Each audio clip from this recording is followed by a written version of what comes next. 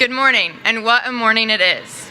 Thank you for joining us as we celebrate a very special announcement that promises to launch a giant leap forward in education at Purdue and propel the university's land-grant mission into a new era as the driving force for economic development across the state of Indiana. My name is Michaela Rumpel, and I'm a senior from Spencerville, Indiana, majoring in astronautical engineering, and I'm the president of the Purdue Engineering Student Council, or PESC. As you may have noticed, the campus is alive with excitement and energy today, even more so than usual. And the timing and setting for this truly special announcement is no mere coincidence. As part of the Purdue Engineering Student Council mission of serving students, serving faculty, and serving industry, PESC hosts the Industrial Roundtable, the nation's largest student-run job fair, which is held every September on Purdue Memorial Mall. Since its inception in 1980, the Industrial Roundtable has provided thousands of Purdue students with a unique opportunity to explore and pursue career options with visiting prospective employers from around the nation and state of Indiana. Our PESC council members plan, organize, and implement all elements of the fair. In fact, I've been on campus with fellow council members since 4 a.m. this morning getting ready for today's Industrial Roundtable. At last count, we have more than 380 companies from all over the country, including Indiana, registered with over 1,000 company representatives, and 12,000 students are expected to attend our fair today. In keeping with Industrial Roundtable's goals and Purdue's land-grant mission in the 21st century, as a proud Indiana native and Boilermaker, I am especially honored to be with you to shine a spotlight on what is nothing less than a catalyst designed to meet the growing demand for science, technology, engineering, and math graduates. In other words, Purdue-educated engineers and technologists who are job-ready and eager to contribute to what some are calling the fourth industrial revolution, Industry 4.0. Please take a look. The human mind. Place it in the right environment, and it thrives. Place it among other thriving minds, and the possibilities are limitless. Today, Purdue is imagining the future environment in higher education. We're imagining the ways in which our educational mission can be furthered through the design of our physical space and facilities, and the ways in which we can thus serve the state of Indiana through our land-grant promise. At more than 43,000 students enrolled, Purdue is the largest it's ever been, and the number of undergraduates pursuing STEM majors is projected to increase dramatically by 2028. Yet we are turning away highly talented prospective students in STEM for lack of space. We recognize, too, our role in spurring Indiana's economy and prosperity by educating the engineers and technologists who will build a more technically proficient workforce for the so-called Fourth Industrial Revolution, Industry 4.0. And although Indiana ranks highly for best states in business, it ranks 42nd for labor supply. Our solution? The Gateway Complex.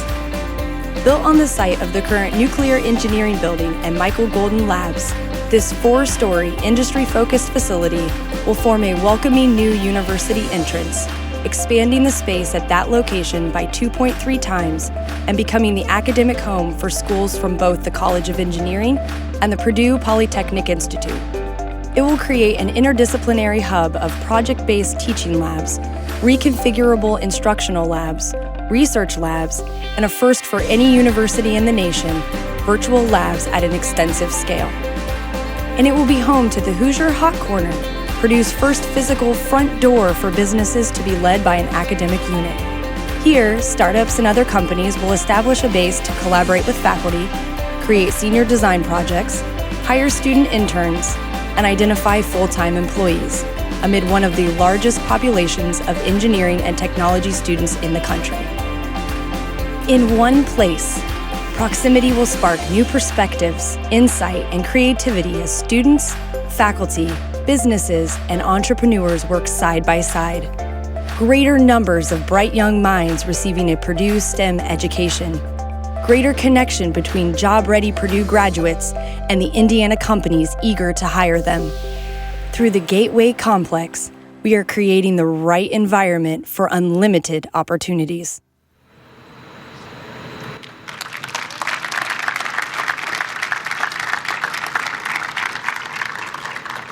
Now, it is my pleasure to introduce Clay Robbins, Lilly Endowment Chairman, President, and CEO.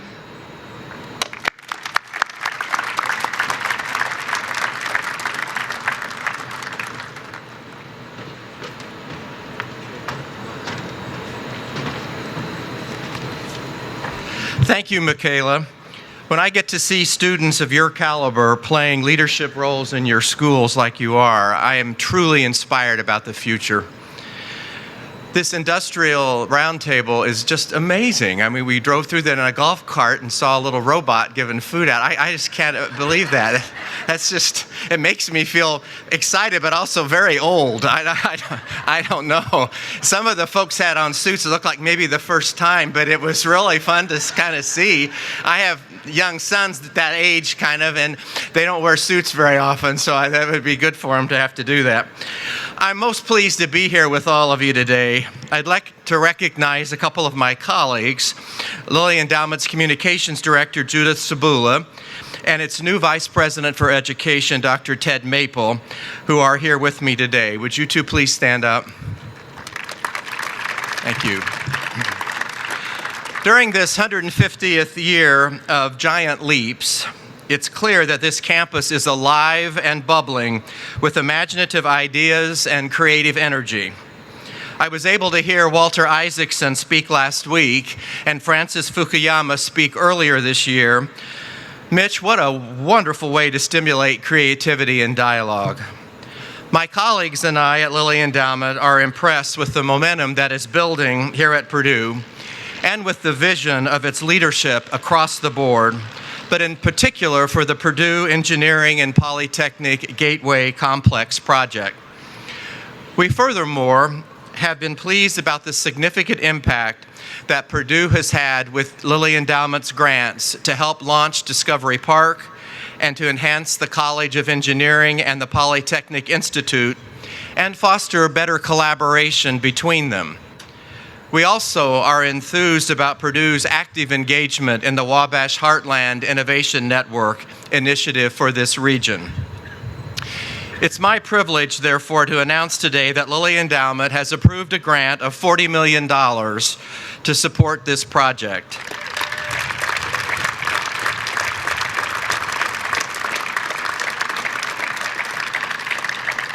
Now, $10 million of the grant is subject to matching conditions to encourage other private support for the project. It goes without saying that the demand for world-class engineers, technologists, and other STEM leaders have never been greater as the state of Indiana and the nation prepare for the jobs of the future. Purdue already is a top leader in preparing these professionals, but many more of them are needed. The Gateway Complex will help Purdue build the capacity to expand the number of students it can prepare to be engineers, technologists, and STEM leaders. We are pleased that in addition to teaching these students the scientific and technological aspects of these professions, Purdue also is enhancing their exposure to the humanities and social sciences, which should enrich their future lives and promote their engagement in community and civic life. Although Lilly Endowment is proud of Purdue's world-class reputation and the fact that so many of its graduates are sought after by leading employers around the world, we would like to help raise the profile of the appealing jobs here in Indiana. Our Indiana businesses also need more of these well-educated professionals as they seek to compete with businesses all over the world. We are very impressed with the commitment of Purdue to showcasing in the Gateway Complex opportunities for great jobs here in our home state. We're eager to see the Gateway project come to fruition and wish all involved much success. Thank you.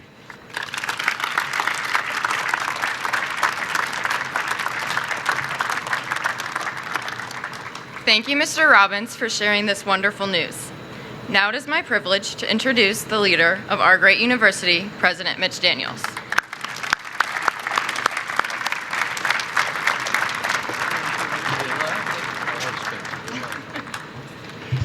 Michaela, thank you very much for your leadership and for obviously emceeing today. Before Michaela, the idea was to call that organization the Purdue Engineering Student Team. But in the first act of insight and leadership, she changed it to PESC, and maybe you can understand why. Okay, I made that up, but it was...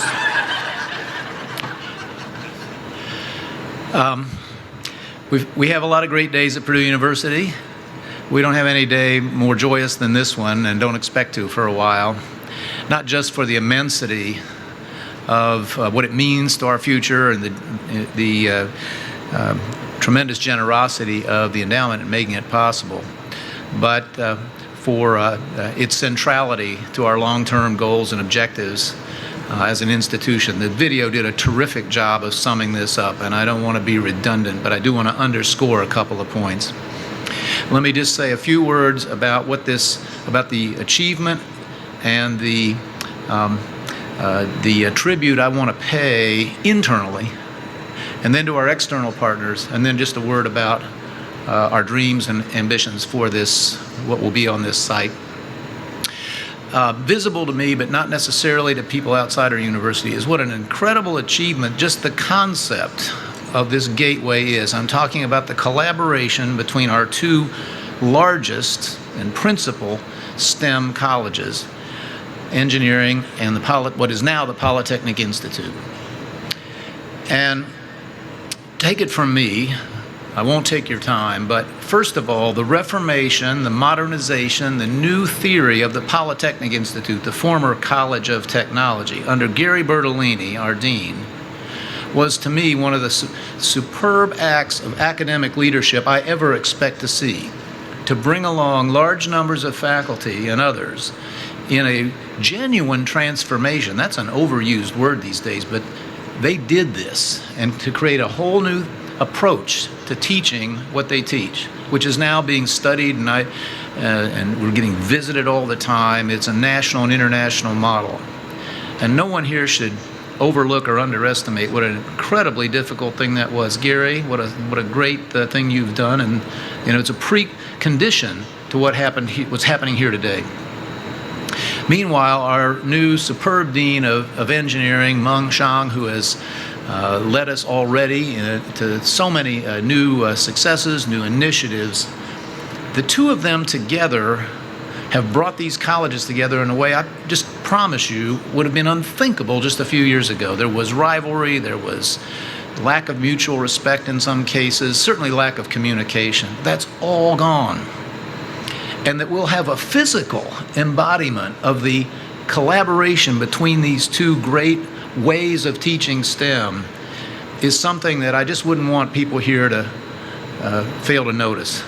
So to each of you individually for what you've done in your colleges, but for the new team spirit and cooperation that you have brought about, which will be now physically reflected in the Gateway Complex, I cannot thank you enough, and I'm sure the group agrees.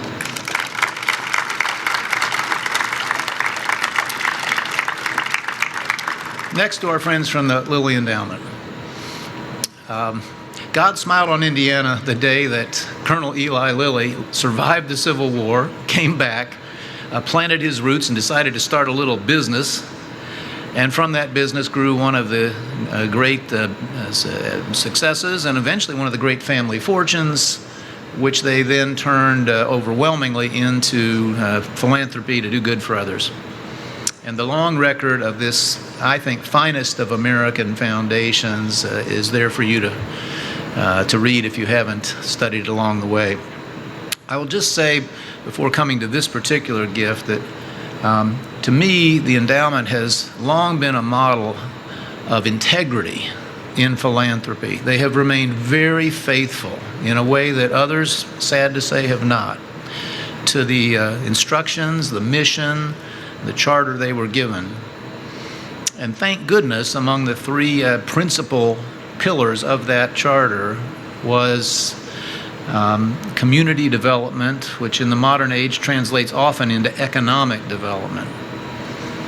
And this state would not be close to where it is economically if not for their wisdom and their forward-looking insight over the years, and then they've backed that up with intelligent, well-crafted, catalytic contributions.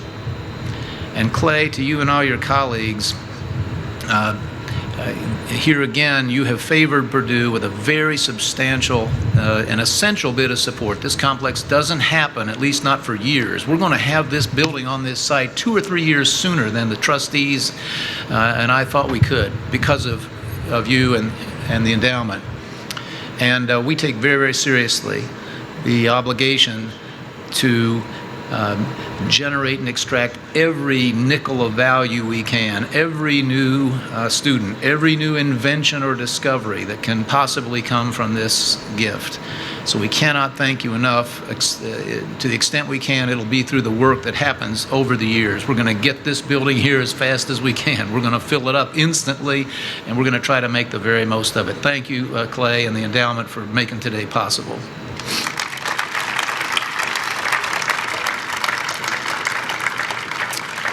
And then finally, just a word or two of embellishment on, again, a terrific video summary of what we imagine for this place. In the age in which we're living, if you're paying any attention at all, you'll see that at the core of successful economic growth and the expansion of opportunity for large numbers of people, you will almost always find a research university. All the centers of the most activity have that in common. And we at Purdue, therefore, believe that our day has really come. For all the great history we have, for all the contributions, the important role that Purdue University has played in the life of this state and beyond for a very long time, for 150 years, I really believe that now is our moment. Why? Because the things at which we are especially good at here, the things that are represent the largest share of our teaching and of our research, things we loosely group under this term STEM, those are the drivers of the modern economy, and certainly of an Indiana economy that is so strong in manufacturing and now in information technology and life sciences and new sectors. And so this is our time. The class that graduated this year had 64% of its members studying a STEM discipline of one kind or another. That is one of the highest percentages in America. And again, measured against a very large student body, the largest we've ever had, reflects in absolute numbers probably the largest total of STEM graduates at any university anywhere. Mung's College just ranked again in category after category after category a top 10 engineering college and moving up. We'll graduate more engineers, I believe I'm correct. We're the largest top 10 school in engineering, therefore graduating more talent than anybody else. And as the film reminded us, we could be doing more. And thanks to the endowment and everyone else who makes this project possible, we will be doing more. Those percentages are going to go up, and our total numbers are going to go up. And our contribution to the economic life of this state and places elsewhere are going to go up with it. Sheila Klinker's here, served us so well for so long.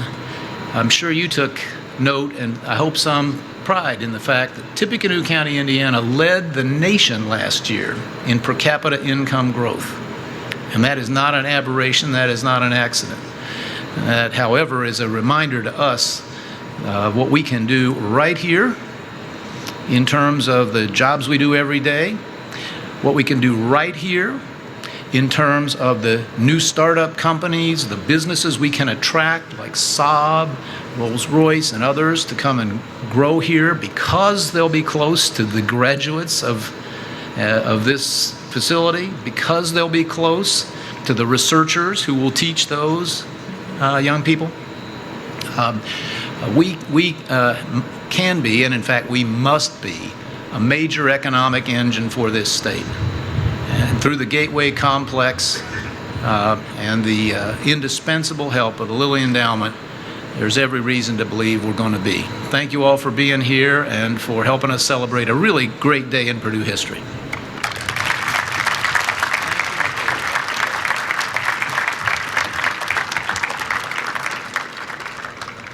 Thank you all for joining us for a glimpse of the future and a major advancement for Purdue and for Indiana. We cannot thank Lilly Endowment enough for its past and ongoing partnership with Purdue and the state of Indiana. And thank you to Mitch Daniels for his leadership, which is transforming our university. On a personal note, as a senior about to graduate in May, allow me to share one of my favorite things about Purdue. I love how everyone in industry knows and respects Purdue as a fantastic engineering and technology school. It wasn't until I started working at my internships that I started to fully understand the extent of this and how much industry appreciates a Purdue engineering or technology education. It really makes all the late night studying worth it. I'm excited to join the alumni ranks soon, and I'm truly so happy I chose to go to school here. It was honestly one of the best decisions of my life. I know the College of Engineering and Purdue Polytechnic Institute students who walk through the front door of these colleges in fall of 2022 will share these feelings as well. As an Indiana native, I'm especially excited to hear about the plans for the Hoosier Hot Corner, as a designated hub where businesses from Indiana and elsewhere can collaborate with faculty researchers, hire students as interns, and identify future full-time employees right here at home. Finally, like you hear today, PESC is committed to Purdue's continual advancement. Through our financial contributions, our investment in Purdue's future now stands at more than $500,000. In my role as the PESC president, I have also had the privilege to coordinate PESC's next financial involvement to support a student organization space in the Purdue Gateway complex. Thank you again for joining us to celebrate this giant leap forward, thanks to Lilly Endowment's magnificent gift.